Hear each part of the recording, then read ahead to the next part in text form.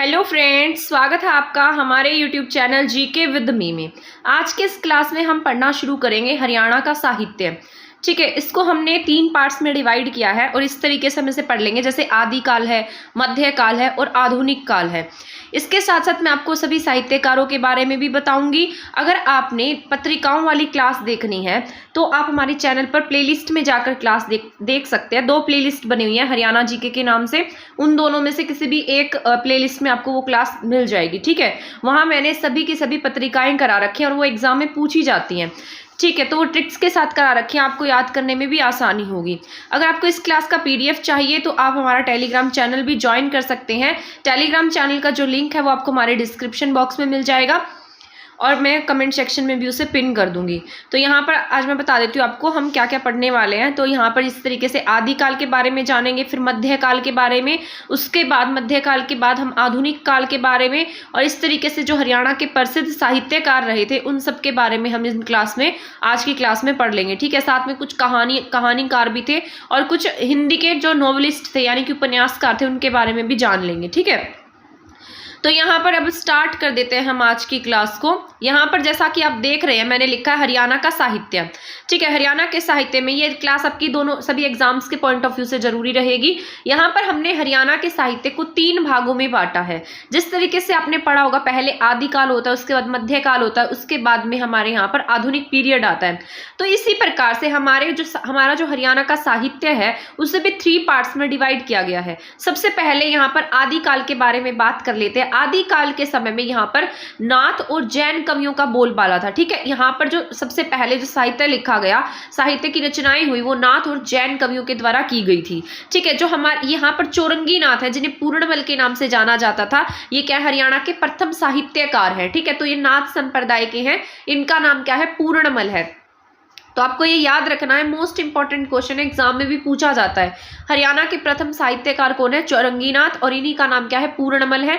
कौन से संप्रदाय से बिलोंग करते हैं, नाथ संप्रदाय से। इसके बाद यहाँ पर जो जैन काव्य धारा है उसका प्रभाव देखने को मिला। जैन काव्य धारा में आपको 2 प्रसिद्ध कवि देखने को मिलेंगे, मतलब लेखक या साहित्यकार कह सकते हैं, साहित्यकार देखने को मिलेंगे, जिसमें से एक पुष्पदंत है और दूसरे हैं आपके श्रीधर। ठीक है, तो ये मोस्ट इंपॉर्टेंट है आपका। इन दोनों में से बहुत बार एग्जाम में क्वेश्चन भी आया, एक बार पूछा गया था कि श्रीधर कौन सी भाषा के कवि है। ठीक है, तो जैन भाषा के कवि है, तो आपको ये पॉइंट याद रखने हैं। ठीक है, यहाँ पर जैन काव्य धारा में पुष्पदंत जी हुए थे, जिन्होंने हरियाणा को क्या कहा है अपनी पुस्तक में, हरियाणु कहकर संबोधित किया है। ये 10वीं शताब्दी के आसपास इन्होंने हरियाणा के बारे एक पुस्तक लिखी थी जिसका नाम था अखिल्य परिपाल्य हरियाणु। ठीक है, और उसमें इन्होंने हरियाणा शब्द का सबसे पहली बार प्रयोग किया था। तो अगर आपसे पूछा जाए कि हरियाणा शब्द का प्रयोग सबसे पहली बार कब किया गया है, अखिल्य परिपाल्य हरियाणु में पुष्पदंत जी के द्वारा 10वीं शताब्दी में इसका प्रयोग सबसे पहले किया गया है।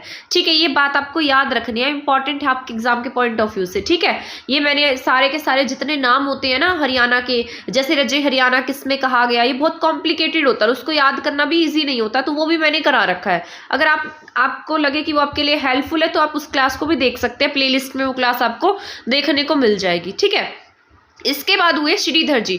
जो श्रीधर जी हैं, यहाँ पर श्रीधर जी जैन कवि हैं, इन्होंने हरियाणवी भाषा का प्रयोग सबसे पहले किया। जैन काव्य धारा में वो बाद में है, जो पुष्पदंत जी है ना वो इनसे बाद में है। ठीक है, श्रीधर जी ने ना सबसे पहले जैन काव्य धारा में हरियाणवी भाषा का प्रयोग किया था। ठीक है, तो अगर आपसे पूछेगा कि कौन से ऐसे जैन कवि थे जिन्होंने हरियाणवी भाषा का प्रयोग सबसे पहले किया है, तो आप क्या टिक कर देंगे, श्रीधर। तो यहाँ पर श्रीधर जी ने क्या किया, जैन काव्य धारा में हरियाणवी भाषा का प्रयोग सबसे पहली बार किया है। और हरियाणा शब्द का प्रयोग सबसे पहली बार किसने किया है, पुष्पदंत जी ने किया है। ठीक है, तो आपको ये दोनों याद रखने हैं। किसके बारे में पढ़ा हमने, आदिकाल के बारे में। आदिकाल में हमने क्या क्या पढ़ा, यहाँ नाथ संप्रदाय और साथ साथ जैन संप्रदाय था। नाथ में यहाँ पर हमने पूर्णमल यानी कि चौरंगी नाथ जी के बारे में पढ़ा है, जो हिंदी के प्रथम साहित्यकार भी रहे हैं। इसके बाद हमने 2 जैन कवि पढ़े हैं, जिसमें से पुष्पदंत और श्रीधर है। इसके बाद हम पढ़ लेते हैं मध्यकालीन काव्य के बारे में। ये मोस्ट इंपॉर्टेंट है मध्यकालीन काव्य। यहाँ पर आपके बहुत सारे जो इस तरीके से रासो नाम है ना, रासो के ये बहुत सारे इस तरीके के रास लिखे गए थे, जैसे बीसल देव रासो है। ये किसके द्वारा किसके बारे में है, नरपति नाहला ने लिखा है बीसल देव रासो। ठीक है, इसके बाद है चंद्रबरदाई। चंद्रबरदाई के बारे में आप सभी जानते हैं, पृथ्वीराज पृथ्वीराज के दरबारी कवि थे और इन्होंने पृथ्वीराज के लिए क्या लिखा, पृथ्वीराज रासो लिखा है। इसके बाद जागनिक थे, जागनिक ने क्या लिखा है, परमाल रासो। किसके दरबार में थे जागनिक, चंदेल राजा के दरबार में थे, ठीक है। इन्होंने इस तरीके से ये लिखा, आला उदय के बारे में लिखा इन्होंने, ठीक है। 1182 में पृथ्वीराज से लड़ाई हुई थी इनकी। आला और उदल दो भाई थे और इन्होंने, ऐसा कहा जाता है कि ना इन्होंने 52 लड़ाइयां लड़ी थी और 52 की 52 लड़ाइयां ये जीते थे, ठीक है। जिस प्रकार से हमारा हेमू जीता था ना लड़ाइयां सभी की सभी और बाद में अकबर से हार गया था, उसी तरीके से आला उदल जो है उन्होंने 52 लड़ाइयां लड़ी थी। और ये जो लड़ाई थी 1182 में लड़ी गई थी, पृथ्वीराज चौहान के साथ में इनकी लड़ाई हुई थी। जो आला उदल है, ये जो चंदेल राजा है, इसके दरबार में क्या थे, इसके दरबार में सेनापति थे, ठीक है। यहां पर मतलब इनकी कुछ ऐसा लड़ाई हो गई थी जिसकी वजह से जो आला है वो जो पृथ्वीराज चौहान है उनको मारने के लिए उतारू हो गया। तो जो गोरखनाथ जी है, गोरखनाथ जी के कहने पर इन्होंने, आला ने क्या किया, पृथ्वीराज चौहान को जीवन दान दिया, ऐसा कहा जाता है, मतलब हिस्ट्री में ऐसा पढ़ाया जाता है। तो जो आला उदल है ना वो कौन सा है, वीर रस में लिखा गया, यानी कि इसमें इसकी बहादुरी को दिखाया गया है, ठीक है। तो आपको याद रखना है। जागनिक नरपति नाहला की बीसल देव रासो है, ठीक है। तो अगर आपसे पूछ ले बीसल देव रासो किसने लिखी है, तो नरपति नाहला ने लिखी है बीसल देव रासो। चंद्रबरदाई की जो पृथ्वीराज रासो है, जागनिक ने क्या लिखी है, परमाल रासो लिखी है। और आला उदल किसने लिखी है, ये आला उदल का इसमें जिक्र किया गया है, ठीक है। परमाल रासो में किसका कैरेक्टर है, आला उदल का कैरेक्टर है, इसको आपको याद रखना है।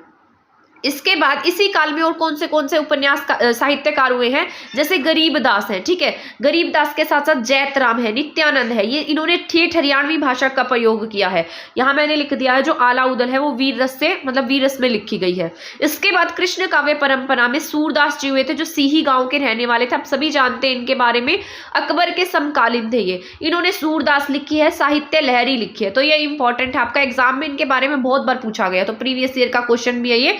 और एचएसएससी ना जाने, एचएसएससी का फेवरेट क्वेश्चन लगा सकते हैं क्योंकि बहुत बार पूछती है एचएसएससी इसके बारे में, ठीक है। इसके बाद हम पढ़ेंगे यहाँ पर आधुनिक कालीन काव्य के बारे में। यहाँ तक आते आते ना हमारे हरियाणा में जो सांग है वो बहुत अधिक फेमस हो गए थे, ठीक है।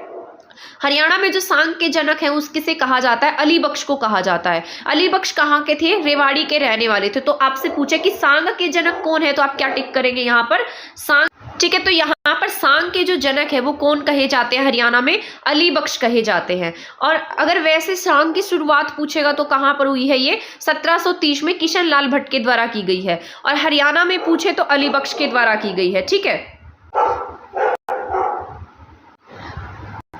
ठीक है। तो यहाँ पर कुछ जिस तरीके से आप देख रहे हैं कुछ साहित्यकार, जैसे अहमद बख्श थानेश्वरी हैं, ठीक है, अहमद बख्श थानेश्वरी। इसके साथ साथ लाला देवतराम, दीपचंद, ताऊ सांगी, बाजे भक्त और मांगेराम, ठीक है। ये सभी क्या है, इस पीरियड के क्या रहे हैं, कुछ प्रमुख साहित्यकार या सांगी हैं। इनमें से कुछ सांग लिखते थे, कुछ साहित्यकार थे, ठीक है। अहमद बख्श जो है ना उन्होंने क्या लिखी है, थानेश्वरी रामायण लिखी है। तो इनका काव्य है, क्या नाम है इसका, थानेश्वरी रामायण। तो अब देखिए मुस्लिम नेम है और इन्होंने क्या लिखी है, रामायण लिखी है। और ये कहाँ, किस नाम से लिखे, थानेश्वरी रामायण के नाम से इन्होंने काव्य लिखा है। तो अहमद बख्श आपको याद रखना है, मुस्लिम सा नेम है और इन्होंने क्या लिखी है, हरियाणा थानेश्वरी रामायण लिखी है, ठीक है। इसके बाद दीपचंद बामन जी जो थे ये सीरी कांडा सोनीपत के रहने वाले थे और ये भी क्या एक सांगी थे, ठीक है, सांग वगैरह किया करते थे। और ये इनके जो गुरु हैं उनका नाम क्या है, छाजू राम है, ठीक है। इन्हें लोग क्या कहते थे, राय साहब के नाम से जानते थे। तो दीपचंद बामन का जो जन्म है वो कहाँ पर हुआ है, सीरी खांडा सोनीपत में। इनके गुरु का नाम क्या है,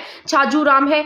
राय साहब की इन्हें उपाधि दी गई है। ये क्या है, प्रथम आधिकारिक संगीतकार कहे जाते हैं। तो आपको याद रखना है क्या है, ये प्रथम आधिकारिक संगीतकार है। और सांगी कौन थे, अली बख्श, हरियाणा के प्रथम सांगी अली बख्श है। इसके साथ साथ जो दीपचंद बामन है वो आधिकारिक संगीतकार है। इन्हें हरियाणा का शेक्सपियर प्लस कालिदास कहा जाता है। तो ये अगर दोनों इकट्ठे पूछेगा तो कौन है, ये दीपचंद बामन है। अगर सिर्फ कालिदास पूछता है तो आपको लक्ष्मीचंद टिक करना होगा। अगर दोनों इकट्ठे पूछता है तो दीपचंद बामन आंसर आएगा, ठीक है।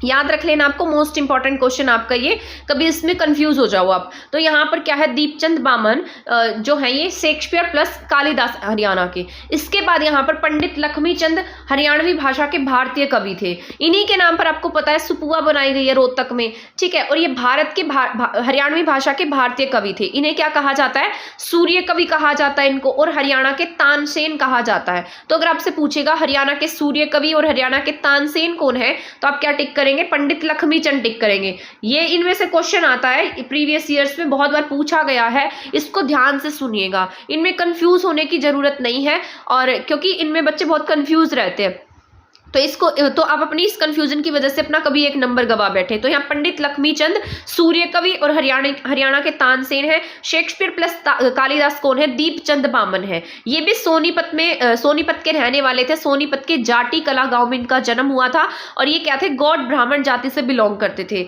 और ये क्या थे? अशिक्षित भी थे और पशु चराया करते थे। और कहाँ पर जन्म हुआ इनका? सोनीपत के जाटी कला में। इनके गुरु का नाम क्या है?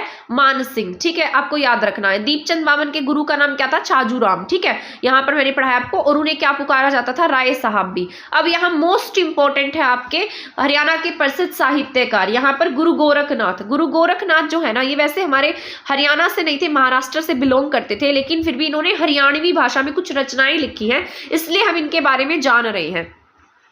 हरियाणवी में इन्होंने क्या लिखे? राग लिखे हैं, भजन लिखे हैं, पांडुलिपियां लिखे हैं। इसमें उन्होंने 49 राग और 182 पद लिखे हैं। और कहाँ के रहने वाले हैं ये? महाराष्ट्र के रहने वाले हैं। ठीक है, लेकिन साहित्य कौन सी भाषा में लिखा है? हरियाणवी भाषा में लिखा है। ठीक है, राग कितने लिखे हैं? 49, और पद कितने हैं? 182। इसके बाद मोस्ट इंपॉर्टेंट है आपका ये क्वेश्चन, राजा राम शास्त्री। ठीक है, राजा राम शास्त्री जी जो हैं, ये आपके प्रथम उपन्यासकार हैं। आपसे पूछेगा प्रथम उपन्यासकार कौन है, तो आप क्या टिक करेंगे? राजा राम शास्त्री। मोस्ट इंपॉर्टेंट है, बहुत बार एग्जाम में पूछा गया है। ठीक है, इन्होंने उपन्यास लिखा था झाड़ू फिरी। ठीक है, इनकी कुछ रचनाएं जैसे फफ्फा कुटनी, ईख की खेती, इनकी कुछ रचनाएं हैं। उपन्यास जो हरियाणा का पहला उपन्यास था वो कौन सा है? झाड़ू फिरी है। ठीक है, इसके साथ साथ इन्होंने फफ्फा कुटनी लिखा है और ईख की खेती भी लिखा है। ठीक है, इसको अब आप कैसे याद रखेंगे? ऐसे याद रख लीजिए इसको कि कोई एक बच्चा था। ठीक है, वो मतलब घर पे कहना नहीं माना करता था, तो उसकी जो माँ थी उसने क्या किया? झाड़ू लेकर उसकी कुटाई कर दी। ठीक है, तो वो कहाँ चला गया? ईख की खेती करने चला गया। तो आप इस तरीके से याद रख सकते हैं, झाड़ू से क्या की? कुटाई की, और फिर वो कहाँ गया? ईख की खेती की, और क्या बन गया? राजा बन गया। तो राजा राम शास्त्री ने क्या लिखी है? झाड़ू फिरी, फफ्फा कुटनी और ईख की खेती। मतलब झाड़ू से पिटाई हुई, कुटाई हुई। ठीक है, कुटाई होकर ईख की खेती की, और ईख की खेती के बाद वो क्या बन गया है? राजा बन गया है। ठीक है, इसके बाद यहाँ पर है संत गरीबदास। ठीक है, संत गरीबदास जी जो है, इनका जन्म कहाँ पर हुआ है? ये आपके हरियाणा के रहने वाले हैं। इनका जन्म हुआ है झुड़ानी झज्जर में। ठीक है, झुड़ानी कहाँ का गांव है? ये झज्जर का गांव है। इनका बर्थ हुआ था 1717 में। आप याद रखेंगे 1717 में क्या कौन पैदा हुए हैं? गरीबदास जी पैदा हुए हैं। हरियाणवी भाषा में अमृतवाणी की रचना की। ऐसा याद रखिए, जो गरीब होते हैं उनकी वाणी कैसी होती है? अमृत जैसी होती है। मतलब याद करने का तरीका बता रही हूँ मैं, और कुछ भी नहीं है। ये गरीबदास जी की वाणी में क्या थी? अमृत थी। अमृत किसकी वाणी में था? गरीबदास जी की वाणी में था। ठीक है, इंपॉर्टेंट है, ये एग्जाम में पूछा गया है। मैंने एक एग्जाम दिया था, उसी में ये क्वेश्चन आया हुआ था। तो संत गरीबदास जी ने क्या लिखी है? अमृतवाणी लिखी है। तो अमृत किसकी वाणी में है? गरीबदास जी की वाणी में है। इसको ऐसे याद रख लीजिएगा। इसके बाद मोस्ट इंपॉर्टेंट है जैतराम। जैतराम किसके बेटे हैं? गरीबदास जी के बेटे हैं। ठीक है, ये याद रखना है। गरीबदास जी के बेटे कौन है? जैतराम है। ठीक है, ये किसके पुत्र हैं? गरीबदास जी के। ये क्यों फेमस है? क्योंकि इन्होंने 25 पुस्तकों की रचना की थी। बहुत बड़ी बात है, इन्होंने कितनी रचनाएं लिखी हैं? 25 पुस्तकें लिखी हैं। और ये एक हरियाणवी भाषा में कविताएं लिखा करते थे। और इनके बारे में ज्यादा मतलब जानने की जरूरत नहीं है। जिनकी बुक्स फेमस है ना, उनके बारे में मैं आपको बताती जा रही हूँ। इसके बाद है संत नित्यानंद। ठीक है, संत नित्यानंद जो है, ये इंपॉर्टेंट है, मोस्ट इंपॉर्टेंट है। ये किसके शिष्य हैं? गरीबदास के। और गरीबदास के जो बेटे हैं वो कौन है? यहाँ पर हमने पढ़ा जैतराम। ठीक है, तो जैतराम गरीबदास के बेटे हैं, और नित्यानंद कौन है? जो गरीबदास जी है उनके शिष्य हैं। तो आपको याद रखना है संत नित्यानंद। ठीक है, ये जो नित्यानंद है ना, आपको इनके नाम में सत्य दिखाई देगा और नित्य दिखाई देगा। जहां पर भी आपको सत्य और नित्य दिखाई दे तो समझ जाइएगा कि ये रचना किसकी है? संत नित्यानंद जी की है। तो संत नित्यानंद जी कौन थे? गरीबदास के शिष्य थे। इन्होंने कुछ रचनाएं लिखी हैं, जिसमें संत सिद्धांत प्रकाश है और नित्यानंद के भजन है। ठीक है, यहाँ पर संत नित्यानंद ने क्या लिखा? सत्य लिखा है, और साथ साथ नित्य, मतलब नित्य क्या लिखते थे? सत्य लिखते थे। इसलिए क्या बन गए? संत बन गए। कैसे भी याद कर सकते हैं आप इसको, नित्य सत्य लिखते थे और संत बन गए। तो संत नित्यानंद ने क्या लिखी है? सत्य, सिद्धांत प्रकाश और नित्यानंद के भजन। और 12 खड़ी जैसे इन्होंने लघु ग्रंथ भी लिखे हैं। और ये कौन सी भाषा में लिखे हैं? हरियाणवी भाषा में लिखे हैं। ठीक है, ये याद हो गया होगा आपको। रिवाइज कर लेना एक बार या लिख कर देख लेना। क्लास देखने के बाद ऐसा करना, 5 मिनट ही तो लगती है लिखने में, ठीक है। उसको लिख कर देख लेना और फिर आपको याद हो जाएगा। मैं तो कोई भी चैप्टर होता है उसको जब तक लिखूँ ना, मुझे तो ऐसा लगता है कि मैंने वो चैप्टर किया ही नहीं है। यहाँ पर क्या है, दयाल दास, ठीक है। ये दयाल दास जी जो है ये किसके समकालीन है, जैतराम के। जैतराम कौन थे, गरीबदास जी के बेटे थे ये, ठीक है। कौन, जैतराम। और नित्यानंद जी कौन थे, मतलब नित्यानंद जो थे ना वो गरीबदास के क्या थे, शिष्य थे। तो दयाल दास की जो रचनाएं हैं उन्होंने रचना की है विचार प्रकाश। क्या नाम है इनकी रचना का, विचार प्रकाश। यहाँ मैंने ट्रिक भी लिख दिया है। ये विचारों के क्या थे, जो दयालु थे, तो विचारों के दयालु, दयाल दास, ठीक है। ऑप्शन देकर आपको याद आ जाएगा बहुत आसानी से ये। तो विचारों के क्या थे, दयालु थे। यहाँ पर दयाल दास क्या है, विचारों के दयालु है। तो दयाल दास ने क्या लिखी है, विचार प्रकाश लिखी है, ठीक है। ठीक है, इसके बाद यहाँ पर क्या है, गुलाम कादिर।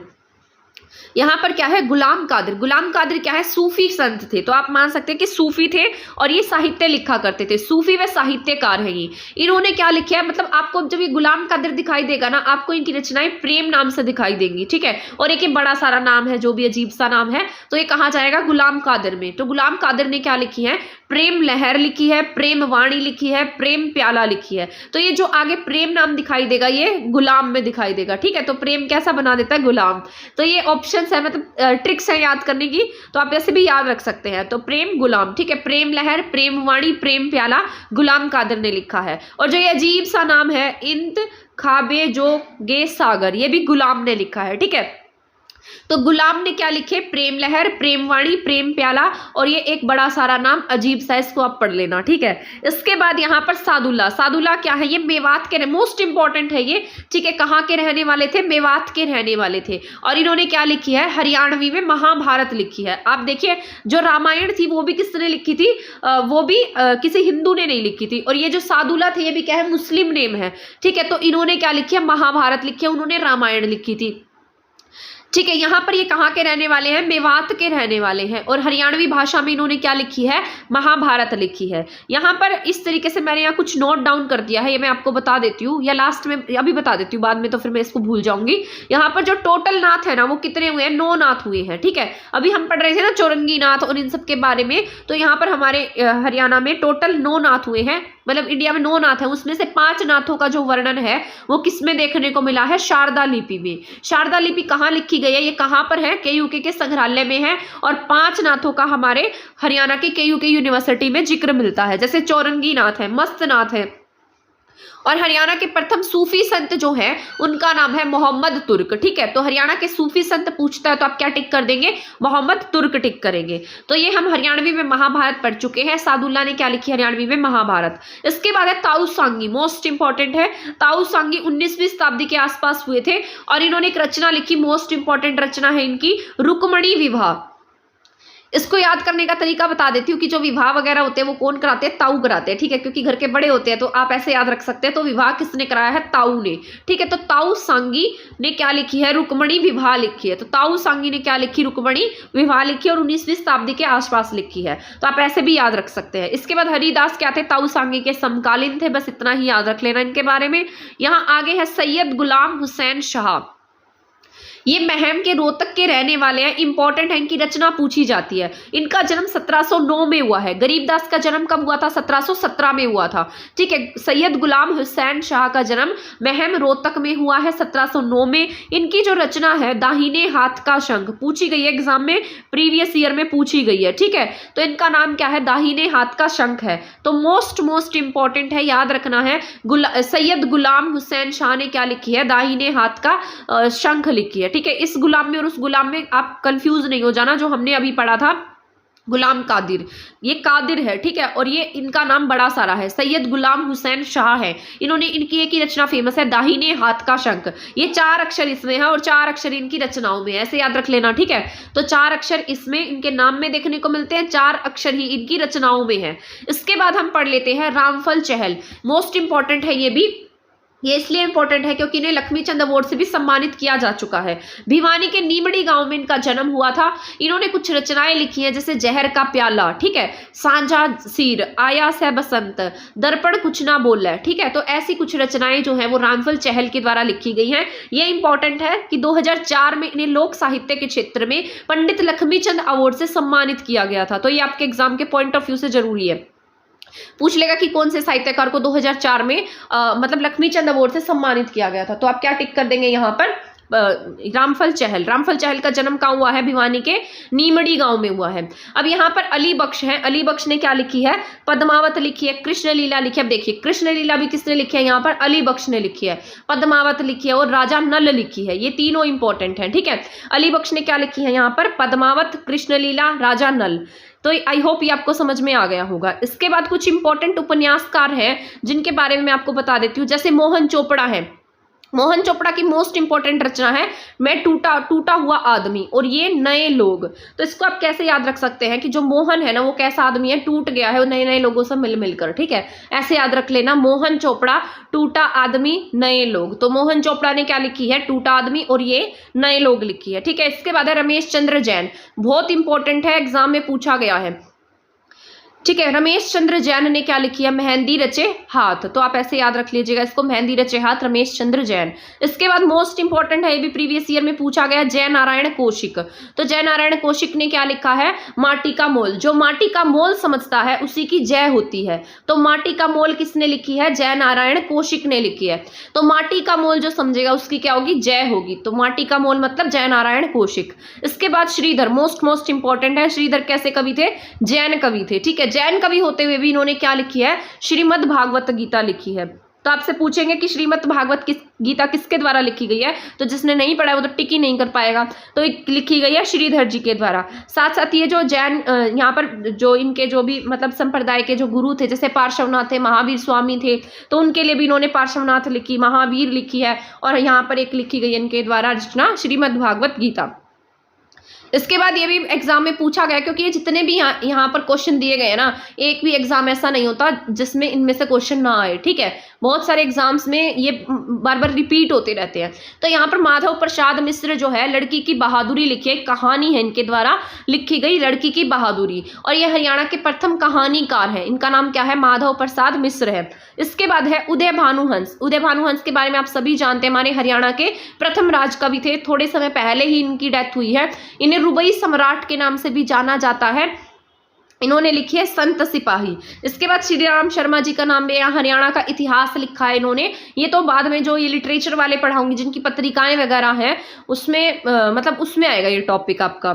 जैसे पंडित नेकीराम शर्मा है और सर छोटू राम है, उनकी सभी रचनाएं हैं। उन्होंने भी तो बहुत सारी रचनाएं लिखी हैं, तो उनके बारे में मैं आपको नेक्स्ट क्लास में बताऊंगी।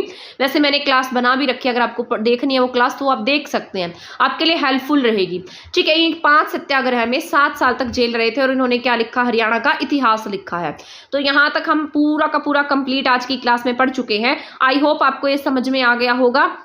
अगर आपको ये क्लास समझ में आई है तो आप इसको शेयर भी कर सकते हैं। अगर आपको लगता है किसी के लिए हेल्पफुल हो सकती है तो आप इसको शेयर कर दीजिएगा, क्योंकि ये टॉपिक जो है ना 1 घंटे में भी खत्म नहीं होता है, क्योंकि इतना मतलब इसको पढ़ना पड़ता है बहुत एक्सप्लेनेशन से। तो मैंने यहाँ पर ना इसको पूरा मतलब आपको ज़्यादा से ज़्यादा समझाने की कोशिश की है। तो आपको लगे कि किसी के लिए हेल्पफुल हो सकती है तो आप उसको शेयर कर सकते हैं। अगर आपने हमारा चैनल सब्सक्राइब नहीं किया है तो आप उसको सब्सक्राइब भी कर सकते हैं। मिलते हैं नेक्स्ट क्लास में हमारे नेक्स्ट टॉपिक के साथ, तब तक आप हमारे चैनल के साथ बने रहिए।